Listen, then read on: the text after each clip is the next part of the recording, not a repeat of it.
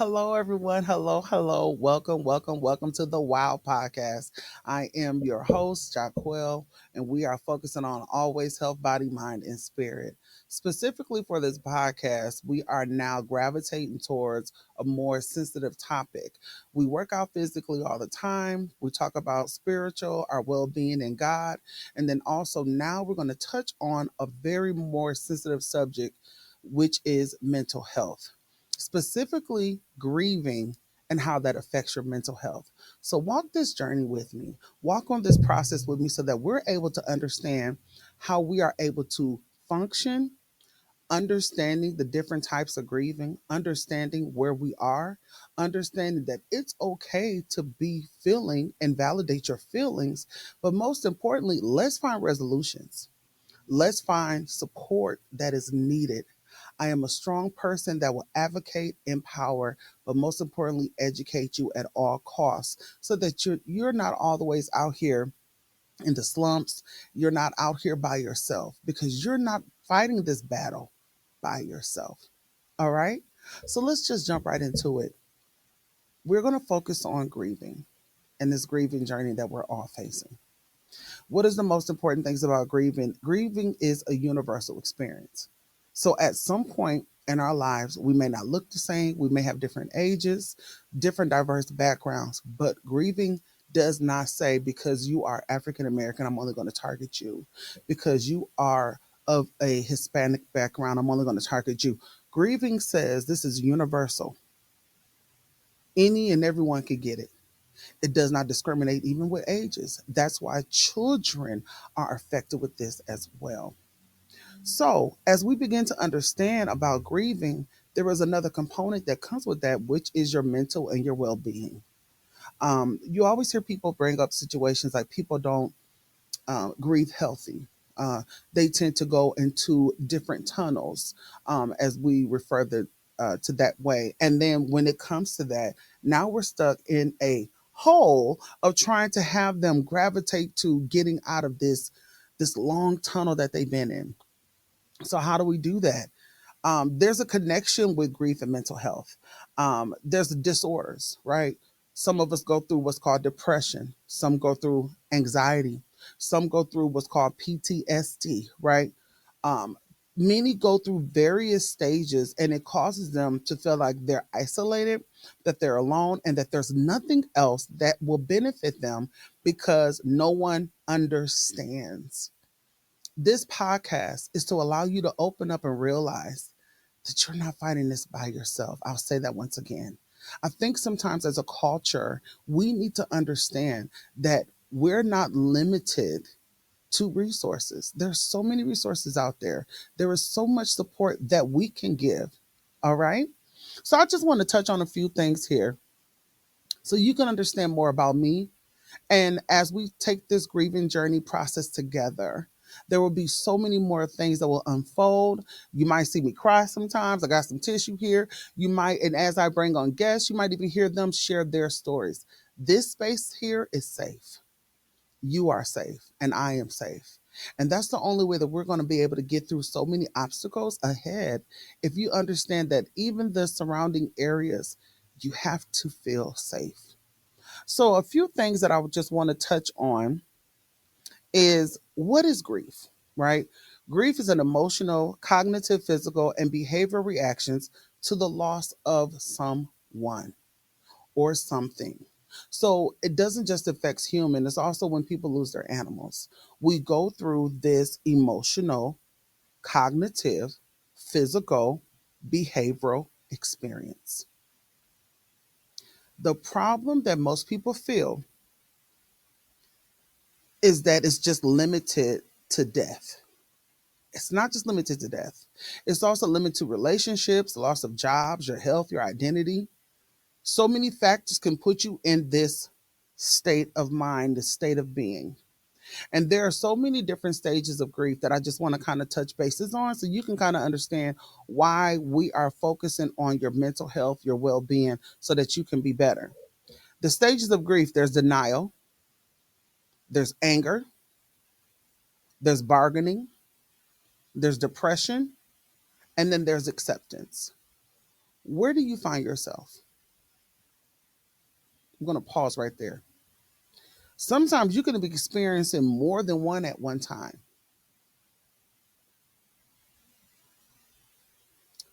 Sometimes you can be dealing with this in a situation, and I want to be very transparent as we're talking about this right now. For many that don't know, I recently lost my husband. October 21st, 2024 would never be the same for me and our child. My husband was not only shot, but he was shot and killed. I immediately went through shock, a denial, thinking that he's going to answer the phone. I immediately went through, okay, when he get off work, he's going to come home tonight. This is the usual standard, our usual routine, things of that nature. I went through anger and frustration because I kept saying that night, honey, just come straight home. Oh, I got to go make a few runs. I'll be home later on tonight. And him and our son had a play date that, they have Legos. So he had these Legos and he was getting ready to go set them up in a room, and they had FaceTime and all of that good stuff. And I was so frustrated because I felt like almost as if you're bargaining. That's the next one, that the shoulda, coulda, wouldas. What if I have all this guilt because maybe I didn't do this enough, or maybe I didn't do that enough, or did I tell him I love him enough on the last time we saw each other? We saw each other on 10/20. Did I tell him enough? Right? There's a guilt piece that goes with that. There's depression. There's a deepness. There's a sadness. There's the withdrawal of wanting to be around people and want to be lonesome by yourself. I didn't want to get up out the bed. There's so many days I did not want to get up. There's so many days. And even when they try to trigger now, I still find myself having to fight that because it will sweep and slide through and you're not even paying attention. Next minute you go through this lonely walk and you're feeling isolated. The acceptance. Not too long ago, maybe about a few weeks ago, I just really had to accept, like, okay, he's not coming back. He's not going to answer the phone. He's not going to respond to the text messages. There's no point of me taking our son, for their routine, visiting him at work, or him, slipping in or coming home at a certain time to help and grab dinner before he go back or doing. I had to accept in the reality that he's not coming back. And it put me in a place of even accepting, and it almost went like put me back in a stage of losing my father all over again, because my father to me was like my best friend, my husband, my best friend. And all those triggers, all of those reactions, all of those moments put me in a state of, Jaquell, what are we going to do? How are you going to overcome this? How are you going to do this? How are you going to face every day? How are you going to face the time? You call the detectives, they don't call you back. You're looking for support. What actual support do you need? You're feeling guilty because in your mind, like, why did this have to happen to me? Did I say I love you enough? We had no ill, bitter feelings towards each other, never a separation, never nothing of that, no negativity. When my husband stepped through the door, it was nothing but peace in that house. But to lose someone abruptly, it hits different. To lose someone, some people lose their loved ones or friends, families, or different ones from cancer, from car accidents, from various things that we're not even knowledge of. Someone go to the hospital, but they never come back out. And it leaves us with a lot of unanswered questions. So we ask ourselves a lot of these things, and we go through these processes like, how do I get out of this? How do I know that this is not my fault? Because mind games happen with grief. You put yourself in a place, and then, like I said, when the guilt comes, now the mind start playing tricks on you. You start wondering why. Why did this have to happen to me? Our child is 4 years old. And even up to today, every day he asks about his father. Every day.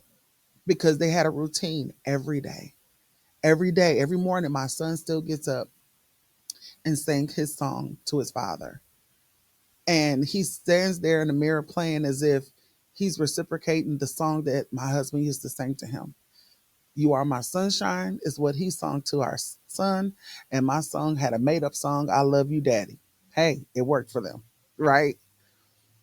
Throughout the day. And sometimes he'll say, like, man, I miss Daddy. I want to talk to him. Or, Mom, we can't call him. Can I? He'll ask me for my phone because he want to look at some of those pictures that they had. Every moment was precious to our son to spend quality time with his father and his mother. And what does grieving look like for our youth that are that young? As a parent, I have to separate myself. Like, I can empathize and sympathize because I lost my father as a child. My father did not pass away the same way, though. So I know that there's going to be more questions as he get of age that he will probably want to understand, why did someone take his father's life? So that's a little bit more about me. But I wanted to let you know how transparent and how open I'm going to be in these sessions. So another thing that I just want to bring up is about the importance of mental health. When you have grief, depression is one of the most ones that come up first, right? And it is a strong mental health. It's a deep sadness, fatigue, difficulty concentrating, loss of daily routines. Um, Sometimes you don't even have appetite because your mind is like, where do I go? What do I do? And we're still in that I'm trying to overcome, but you know what? I don't feel like getting out the bed today. You lose a lot of energy because what's surrounding around you is the loneliness.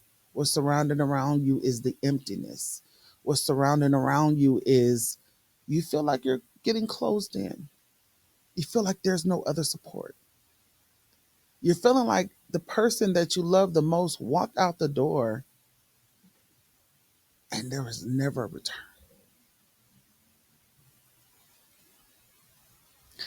And depression will allow you to sit there, and it'll just sit there and sit there. And it also becomes like a physical weight of, you ever had those really good heavy blankets when you put it on you?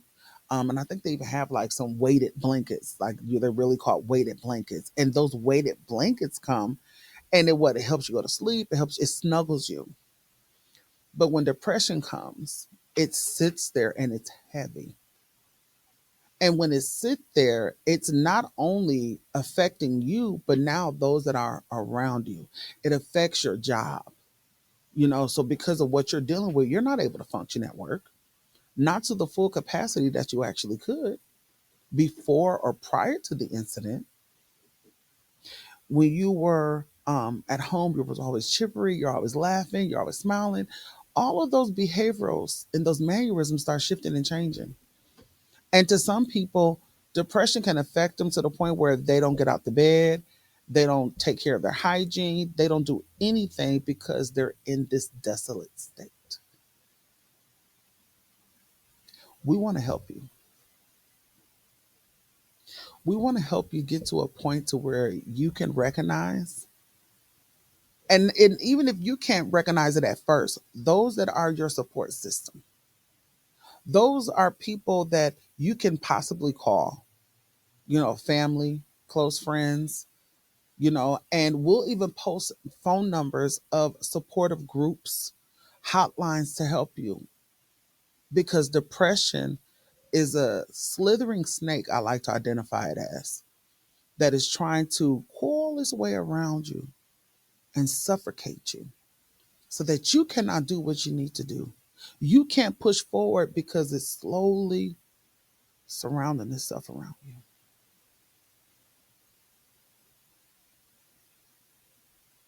until it gets all the way to the point where you can't breathe. Anxiety is another one. Anxiety now brings the fear and worry, right? Anxiety tried to affect me and everyone that was around me. Where you going? Where you going? How you going to get there? How you going to get there? Because immediately I started feeling the fear of, because my husband was, doing what he was doing, going, taking care of business. And next minute, my husband shot and killed. Oh Lord, this can happen to my son. Oh Lord, this can happen to my sister. Oh Lord, this. I wanted to know where everybody was going, and that can be overwhelming. How is that overwhelming? Because you don't sleep. You're on paranoia. You're at a point of thinking that every time you turn around, something bad is going to happen. Depression and anxiety can be best of friends too, if we really want to call a thing a thing.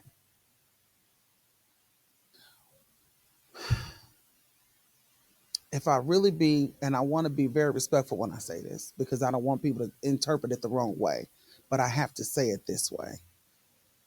Yes, Jaquell go to church, but I didn't want to pray to God.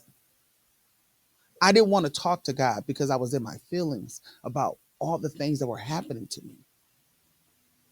Everybody said, well, go pray about it. Go sit down. God gonna take care of it. I'm upset right now. I didn't want to pray. I didn't want to talk to Jesus, tell him all about your problems. I didn't want to hear those songs at that time because I was trying to understand from God, why is he no longer here?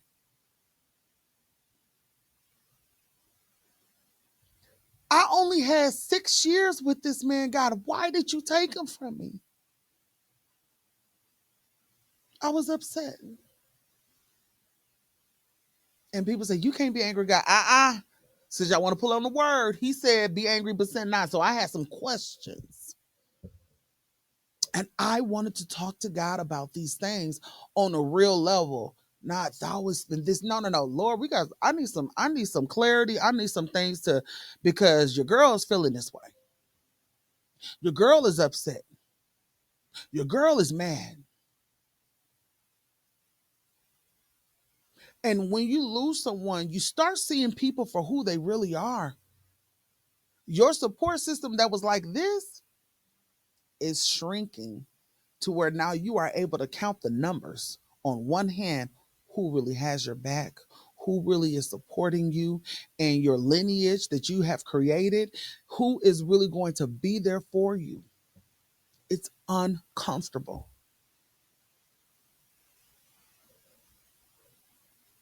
I was not only in a place of when I got myself together and I was like, okay, God, we need to have these conversations. I also sought a therapist. Every person needs somebody to really give it all to, right? But I needed someone who is sound wise, who has not only the credentials, because see, you can talk to your friends, you can talk to your family, but something about a therapist, a counselor, they're going to go above of the surface level and we're going to get to some deep rooted things. And I was able to not only talk to God, but let me talk to a therapist. I've learned that is an issue, especially with people of color, our culture. We just want to just Jesus, Jesus, Jesus, Jesus all day. That's fine. But who else are you going to deal with outside of when you leave the altar? Because you can't stay at church all night. You can't call your pastor every single day. Yes, I pray to God for myself, but also who else is that person that's going to give me some strategies, some tools that I can go back to and take home and go and work on some other things outside of my prayer, outside of me reading the scripture? Then once again, I'm saying this respectfully because there's nothing wrong with people doing what? Going to God in prayer. I concur that. But we got to stop the go to God in prayer and what goes in my house stays in my house.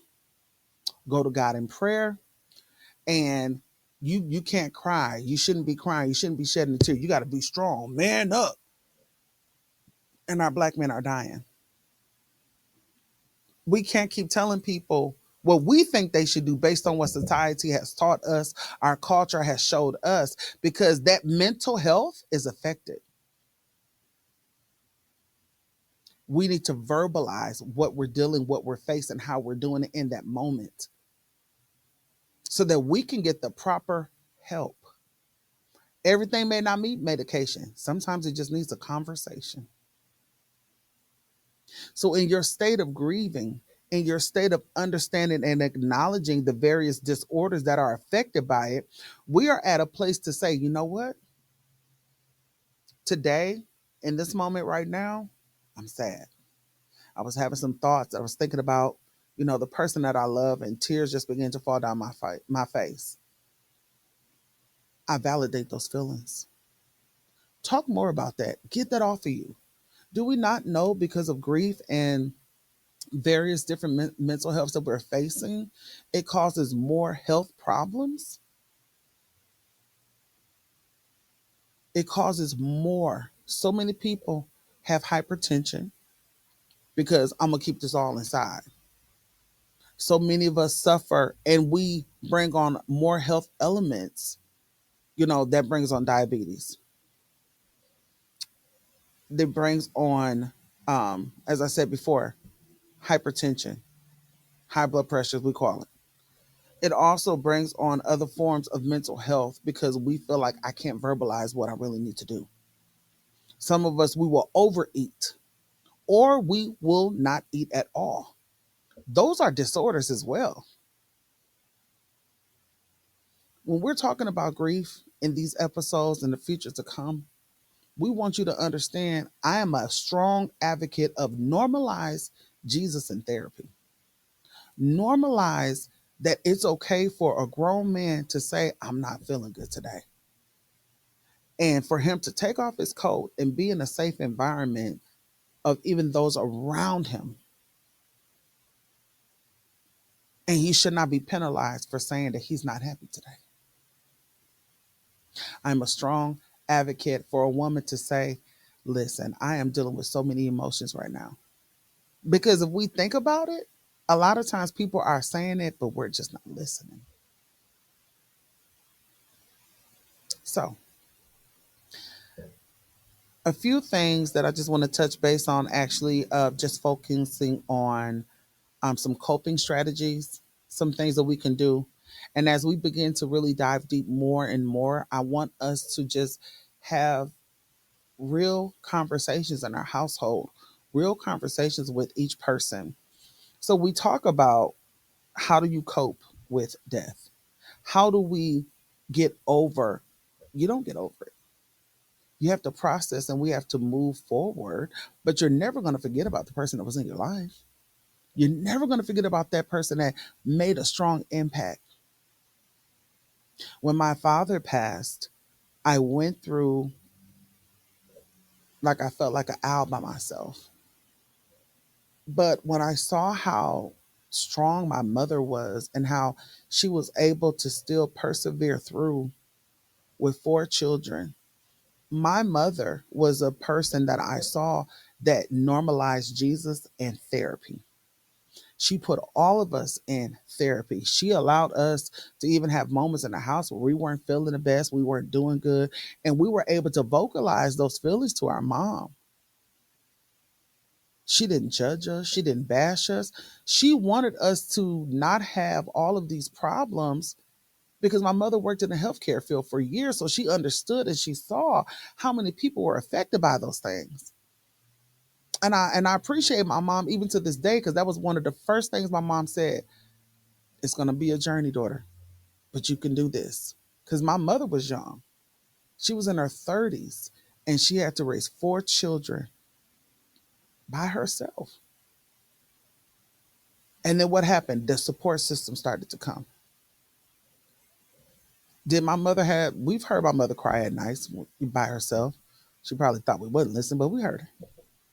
But a scripture that my mother would say, and I take it to this day, she will always have us quote, well, probably just me because I was that kind of child, was Philippians 4:13. Because I would always run to my mother and I would tell her how hurt I was. And I told her I was angry with God when he took my father. And I would tell her, I said, I don't want to do this no more. I don't want to do that. I can't do this. I can't. My mother hate the word I can't. And she was like, Jaquell, the Bible says, I can do all things through Christ that strengthens me. And I'll be looking at her like, don't nobody want to hear that right now? I'm venting, I'm upset, I'm mad, I want to cry. And she'll let you get all out. And then she'll say, but you can't say you can't. You can do this. You can do this. And she will say, it's impossible for you to do it by yourself. But with God's help, Jaquell, it's possible. When you go to your therapist, when you see Miss Seamson, because I'll tell y'all later about Miss Seamson, I love that lady. You talk to her about that and watch how she help you. You're not in this by yourself. And that's something that I want to tell you guys. You're not in this journey by yourself, even though it may seem like that. You're not in this battle by yourself. You're not facing this grieving journey by yourself. You are able to make it. And every day when you wake up, it's that unction of the fight still. Why? Because I can do all things through Christ that strengthens me. Your coping and your healing strategies. Once you recognize the grieving steps that you've dealt with, and you recognize recognize that I am a strong person of therapy, journaling, music. Um, some people believe in having physical, so they go to the gym. That's their outlet. Self care. There is nothing wrong with getting you a nice, good massage to releasing all of that tension out of your body. And sometimes you have to work yourself up to go there more than um, once. You know, some people do it once a month. Some people got to go once a week because they're so tense. It's okay. Therapy, there's so many forms of therapy, not just going to see a therapist, but as I stated, music. There's different ways of getting that energy and your frustration. Maybe you're sad today, so now you just want to write a poem. I wrote so many poems young once my father passed, because that was a way of me getting my feelings out. That was such a way for me to get it. Writing, singing. My family probably can tell you I was getting on everybody's nerves in the house, because almost every day I had a song to sing, because that was a connection of my father and I. He was a songwriter, he was an artist, and I was getting on everybody's nerves because I wanted to sing every day. But that was how I was trying to release my feelings in that moment. Sometimes you may be sitting in a car and you probably don't even want to listen to the normal genre of music. Maybe you want to turn on some classical. Maybe you want to turn on some smooth jazz, something out of the norm, so that you can just release yourself. Um, Getting some roles of support also will help you with your strategies and your healing and coping. Contacting family, contacting your friends, okay? Getting a community of supporting groups. As you see your physician, let them know, like, is there any grieving supporting groups, anything for families? Is there anything that we can do that's going to help me better myself? What can I do? Right? Because now I'm verbalizing, I need help. I notice that you're not a bad person for saying I need help, right? Things have to be verbalized in order for you to receive or reciprocate what you're asking for. So anytime someone says, I need support in this, I said, well, what does the support look like that you need? Outside of this, I work with people in the homeless population. So a lot of them need to be housed. But what type of support do you need for that housing? What is it that you actually need in that moment? Sometimes I have to call people and say, you know what? I just need about an hour. Can you just come get my child? And it's not that he's being mischievous or anything. It's just that I just want to have some me time. Let me just decompress. And I might just want to drive to the lake and just watch the waves go by. And I don't want to be interrupted as a parent to understand, like, hey, mom. Just right now, I just want to be silent. I want to hear the waves. I want to hear the birds. I want to just be in a different environment to where I could just let it all out of my body. Most importantly, seeking professional help is needed.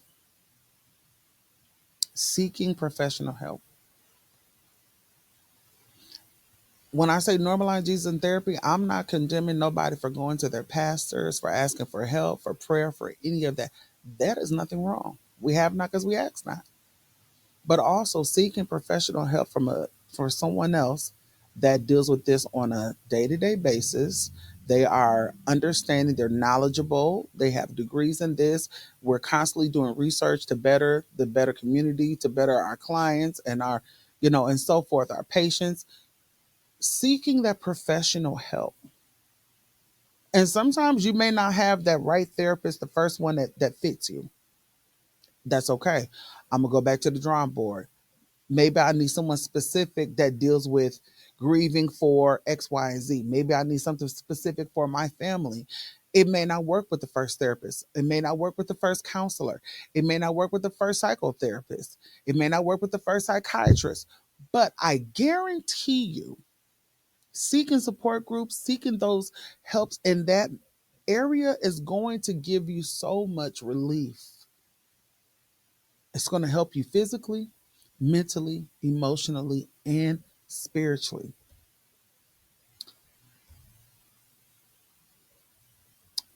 I want to close with just something real quick. My husband and I were strong advocates for those that suffer from mental health. We always call ourselves, we speak for those that suffer in silence. And so that's why I've always been a strong person to advocate, educate, and empower. Because a lot of us don't know or understand. Grief is hard, but healing is possible. It's all about what you want to do. And I need you to know that even though you're going through this grieving journey, we need you. There is purpose still inside of you. Yes, the other person may no longer be here. Yes, I may have lost my job. Yes, I feel like when this person left, every single thing has been going around me, has been surrounding me, and I feel like I'm suffocating. I've been there. You feel like giving up. You feel like you want to let go. You feel like that there is no support. There is no hope. I don't want to bother this person. I don't want to bother that person because I feel like I'm bothering everyone. But I guarantee you, their support, you're needed, you're wanted. There's a whole line of people waiting for you to do what you need to do so now you can pass the baton to them. But I can't let you stay in this shape that you're in. I can't let you stay in this rut. And my husband and I were strong advocates when it came to our youth. He was a senior manager at a all boys group home because he loved working with the youth. Yes, we did so many things with them, and it was just a joy to see them feel real love. In grief, sometimes you just need to know that someone loves you. Someone really do care about you. Yes, you're dealing with this, but you are loved.